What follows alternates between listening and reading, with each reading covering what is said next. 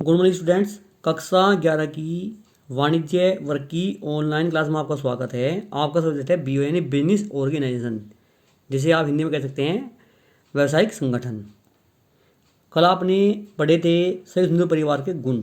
आज आप उसको पढ़ेंगे दोष या उसकी सीमाएं, यानी demerits of joint Hindu family, यानी संयुक्त हिंदू परिवार के दोष। पहला है सीमित साधन। संयुक्त हिंदू परिवार व्यवसाय के अंतर्गत सीमित पूंजी की समस्या हमेशा बनी रहती है, क्योंकि यह व्यवसाय मूल रूप से पैतृक संपत्ति पर ही आश्रित रहता है। पूंजी की कमी के परिणाम स्वरूप व्यवसाय का विस्तार कम ही हो पाता है। अर्थात संयुक्त हिंदू परिवार का जो मुख्य दोष है वह है कि सीमित पूंजी की समस्या हमेशा बनी रहती है, क्योंकि इनका जो व्यवसाय होता है वह मूल रूप से पैतृक संपत्ति पर ही आश्रित रहता है। यानी अगर पैतृक संपत्ति कम है तो व्यवसाय में पूंजी की कमी बनी रहेगी, जिसके कारण व्यवसाय का विस्तार नहीं हो पाएगा। दूसरा है कर्ता का असीमित दायित्व। कर्ता का दायित्व असीमित होता है। उसे व्यवसाय के संबंध में निर्णय लेने एवं प्रबंध करने के साथ साथ अनेक अन्य उत्तरदायित्व को भी पूर्ण करना होता है।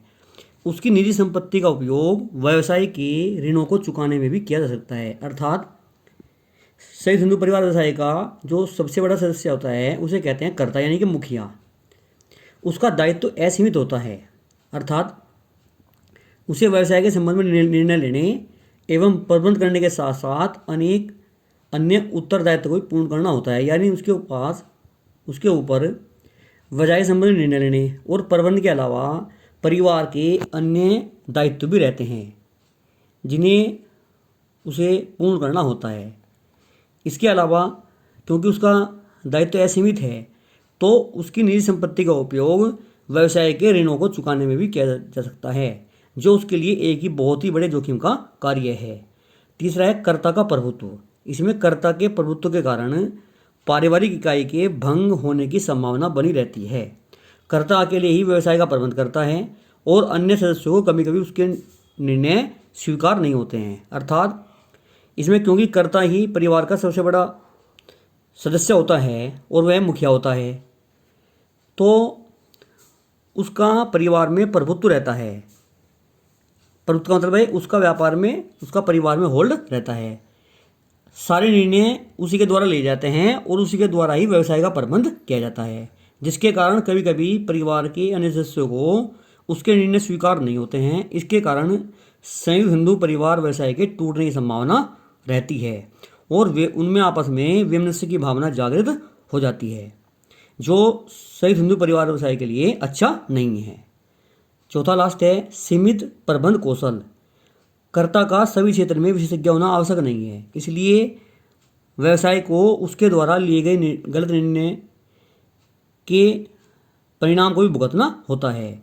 गलत निर्णय होने से व्यवसाय में वित्त संबंधी समस्याओं का सामना करना पड़ता है, जैसे कम लाभ होना या हानि होना।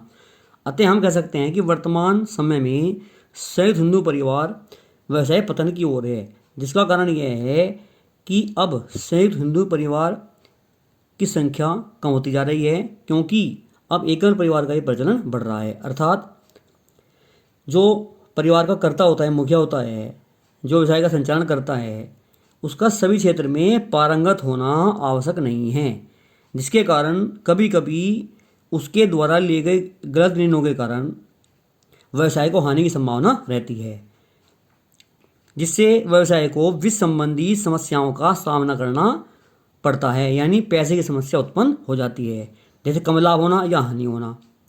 तो इससे व्यवसाय की हानि की संभावना बढ़ती है।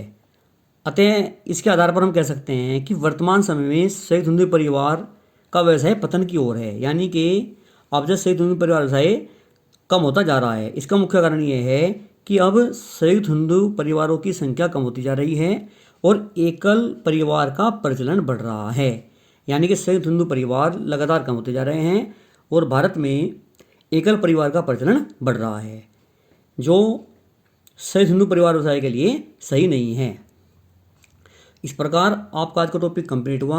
आप इसे अपनी फेयर कॉपी में उतार लेंगे और साथ ही आप इसे एक बार ध्यानपूर्वक पढ़ लेंगे। धन्यवाद।